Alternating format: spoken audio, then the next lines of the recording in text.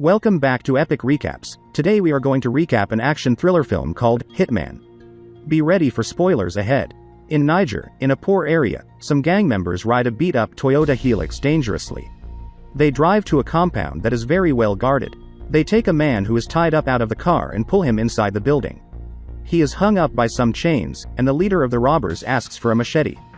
The leader then walks up to the man who had stolen from him, and without thinking, he uses the machete to cut off the man's arm. When the man's mouth is no longer covered, he talks in a weird, funny way, as if something is blocking his throat.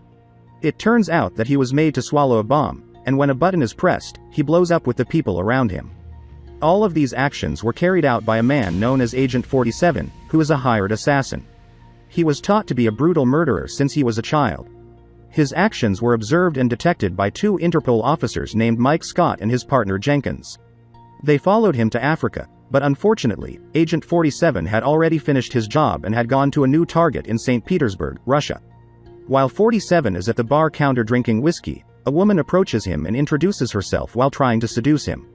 However, when she gets too close, he stands up and walks away, leaving her standing there. He was trained to not have feelings like love or fear. As a result, he is just a human machine made for killing and nothing else. For safety, 47 puts his two guns in an ice maker outside, drops several balls on the floor outside his hotel room, and attaches a pressure bomb to the door. Then, he goes to the balcony and ties a rope to it just in case none of the other safety measures work. Agent 47 works for an organization called the Agency and has been trained to become an assassin. His next target is a Russian politician named Mikhail Belikov. Belikov's recent political stance has made him an enemy and a target for 47. He is ordered to make the execution public and witnessed by everyone around. During Belikov's political rally, 47 is already present and waiting for his chance. When Belikov stops to answer a few questions from the media, 47 takes advantage and snipes him. The bullet hits Belikov on the head. Quickly, 47 puts his gun inside a suitcase and blows it up to destroy any evidence. Then, he walks away. With his mission completed, 47 packs his bags and leaves the city. As he is about to board a train, Agent 47 receives a message telling him to contact the agency. He is informed that someone had witnessed him, and he needs to eliminate her. Without hesitation, 47 agrees to remove the loose end, a woman named Nika Baronina. When Nika is about to get into her car, 47 appears from behind, reaching for his gun to finish her. However, before he can kill her, Nika looks directly at him, which confuses him because she doesn't seem to recognize him. Suddenly, a bullet misses him and hits a passerby, revealing that it was a setup. Another agent had been sent to finish him as he was the loose end. Despite this, 47 manages to walk away and hide among the panicked people and successfully escapes. At the same time, Interpol officers Mike and Jenkins arrive in St. Petersburg, suspecting that Agent 47 is responsible for the shooting. The Russian intelligence agency had found 47 and knew where he was hiding. The police surround the place where 47 is staying and are ready to apprehend him. However, 47 is in his room, confused because somehow Belikov survived the headshot. Meanwhile, the police approach his door and step on the balls outside his room, alerting him. As they try to break down the door, they trigger the pressure bomb that 47 had attached, causing it to blow up. Agent 47 runs to the balcony and grabs a rope, which he uses to swing into the house below. He walks down the hallway and retrieves two guns from the ice maker, preparing for a fight. As he runs, he opens fire on the police who were waiting for him. He then jumps on top of the elevator, opens the roof, and shoots all the police officers inside who are searching for him. Mike runs upstairs towards Agent 47 and appears behind him, pointing a gun and ordering him to stop. Agent 47 is trapped with nowhere to run, but a cleaning lady appears between them, giving 47 an opportunity to escape. He runs into a room, dodging bullets, and jumps off the balcony, falling into the river to escape once again. The explosion had destroyed his room, leaving little evidence for Interpol and the Russian police to investigate. But at the same time, there are conflicts of interest between the two groups. It's clear that the Russian intelligence, led by Yuri Marklov, doesn't want Interpol there and doesn't hesitate to express it.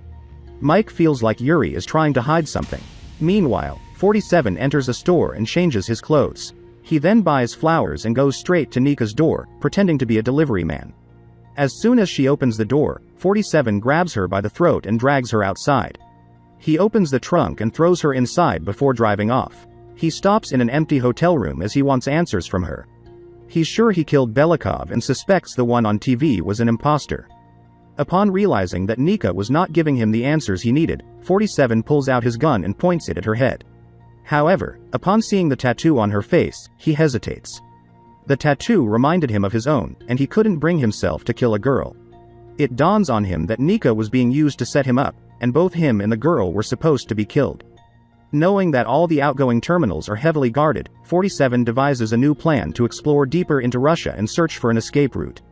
However, his intentions are foiled by Mike Scott, who had been waiting for him at the train station. Despite searching around the station for 47, he had already taken on the guise of the train driver by stealing his uniform as a camouflage. Although unnoticed by Mike and his accomplice, an assassin sent to eliminate 47 spots him walking away and starts to pursue him from behind. Jenkins and Mike join in the chase and pursue 47, who realizes he is being followed and quickly jumps over a railing to escape into the underground tunnels. The assassin in pursuit eventually catches up and they engage in a physical altercation. Due to his superior strength and agility, 47 overpowers the assassin, knocking him to the ground. However, before he can finish him off, he senses a presence and investigates. Upon hearing some commotion from a nearby stationary train, he enters and finds himself facing 3 more assassins who have been lying in wait, armed and ready to shoot. Following a brief stalemate, the 4 combatants decide to lower their firearms and draw their swords, initiating a battle. Despite being outnumbered, 47 proves to be a far more skilled fighter and quickly gains the upper hand. The assassins attempt to subdue him, but he effortlessly overpowers them.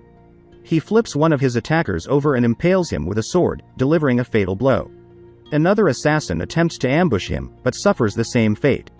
As 47 prepares to leave, the remaining assassin launches an attack with his sword, but 47 counters with a swift double kick, sending the assassin tumbling off the train. Upon leaving the train, 47 and the last remaining assassin engage in a fight. Despite the cramped quarters, 47 manages to gain the upper hand and eventually kills the assassin by strangling him with his own belt. After disposing of the bodies of the 3 previous assailants, 47 returns to the first assassin and ensures he is properly dispatched as well. Just then, Jenkins catches up to them. In a swift move, 47 emerges from his hiding spot and takes Jenkins hostage. When Mike witnesses this, he realizes he has no choice but to negotiate for his partner's safety. He pleads for Jenkins' life, even dropping his weapon as a sign of good faith. However, 47 takes advantage of the situation and shoots Mike in the chest. Just as he is about to deliver the killing blow, Nika intervenes and implores 47 to spare the officer's life. 47 ultimately relents and allows Mike to live. When the paramedics arrive, 47 has already fled and is far out of reach. Nika's interference earlier has left him feeling displeased, and he gives her a stern warning to never meddle in his affairs again. Meanwhile, Yuri continues to press Mike and Jenkins to leave the country, but Mike is now more convinced than ever that Yuri is hiding something.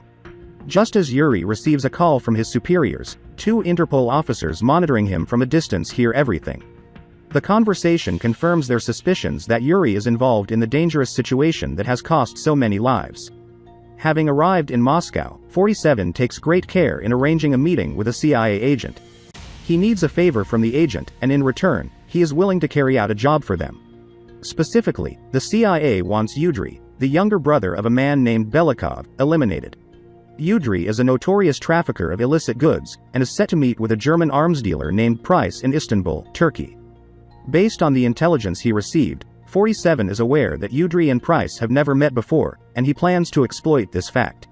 He travels to Istanbul, Turkey, and heads to a restaurant where Price is having dinner. While the waiter is delivering a drink to Price, 47 discreetly adds something to the drink. This causes Price to become ill and he rushes to the bathroom. Seizing the opportunity, 47 follows him to the bathroom, but is stopped and searched by Price's bodyguards. As 47 is unarmed, he is allowed to enter the bathroom. There, he retrieves a gun he had earlier hidden in the toilet tank. He shoots and kills all the bodyguards. Then he injects Price with poison and kills him. He quickly escapes from the restaurant with Nika. He stops outside the meeting place and walks in the room where Yudry Belikov is partying. 47 is checked before entering and sits down at the table. However, Yudry is told that he is an impersonator. Yudry takes a gun and harasses a woman sitting next to him to intimidate 47. But 47 was ready. He throws his briefcase on the table and it explodes. While the criminals in the room are distracted, he loads the guns on the table and starts shooting at them. They shoot back, but he hides behind a pillar and waits for his chance. Yudri also shoots at him, so he jumps over a counter to avoid the bullets. Then he picks up a grenade and throws it, causing a huge explosion. He walks up to Yudri, shoots him in the head, and leaves his body in a pool of blood to send a message to Belikov. The bond between 47 and Nika is growing, and the two were starting to trust each other. They drive towards the Russian-Turkey border, trying to sneak back into Russia. 47 wants to finish his mission and kill Belikov as long as he is alive, knowing that he will never stop hunting them. Nika tries to beg him not to go, but 47 has made up his mind. When the train stops, 47 says his final goodbyes to her and walks away, leaving her filled with emotions. The imposter Belikov summons Yuri to express his frustrations. He is very unhappy that the one man who knows he is a double agent is still alive, and orders Yuri to find and finish him. One night, while Yudri is in his office, the lights go out. He walks slowly and carefully down the corridor to investigate what is happening. Suddenly, 47 jumps from behind and takes him hostage. When he wakes up, he finds himself tied up using barbed wires to a bathtub filled with water connected to a generator. He also has a radio taped to his hand. 47 tells him to order the shooting of his friend Belikov, or else the generator will be turned on, and he will be cooked alive. Yuri pleads for his life, but 47 is not having it. He leaves him there screaming for help, but no one can hear him. Belikov arrives at Yudri's funeral, surrounded by highly trained soldiers, including snipers, ready to protect him. The two Interpol officers, Mike and Jenkins, are also present, as they are sure that 47 will come to finish what he started. They try to warn the Russian army commander, but he does not listen. Belikov begins to give a speech, but Yuri is in full panic mode, knowing time is running out. As soon as the radio comes on, Yuri gives new instructions to the sniper, telling them to shoot Belikov to save his own life. The sniper shoots, but the bullet hits the bulletproof glass and does not reach Belikov. The building erupts in panic, and Belikov is quickly led away by the security. Soldiers release gas in the building to knock out civilians and ensure that no one escapes. As the soldiers try to lead Belikov away, 47 appears behind them, wearing a soldier's uniform. He knocks Belikov to the ground and opens fire at his entire protection team, taking Belikov hostage. He goes into an empty room, shooting his way through. But inside, he finds another assassin waiting for him. They fight, but 47 easily wins. He breaks the assassin's arms and legs before stomping on his head and killing him. Mike feels something strange outside the cathedral and sees something he recognizes. The symbols on the church match those on a key he took from 47's room. Mike realizes this is all part of the plan. He learns from someone that the key opens a room in the southwest tower.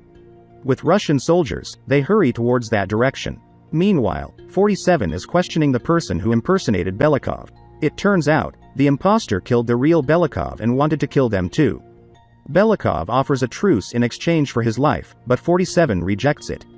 47 kills Belikov as he planned to do.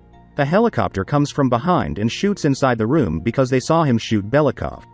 Fortunately, he jumps and takes cover behind a table to stay safe. Then he sits on the same chair as Belikov and surrenders to the soldiers who come to arrest him. Mike is surprised that the criminal he had been chasing is now in his custody. But as they drive away, some cars block their way, and the CIA, led by the man who made a deal with 47, appears. While they are talking, 47 escapes from the car. Thanks for watching. If you like to watch more videos like this one, make sure to like this video and subscribe to our channel.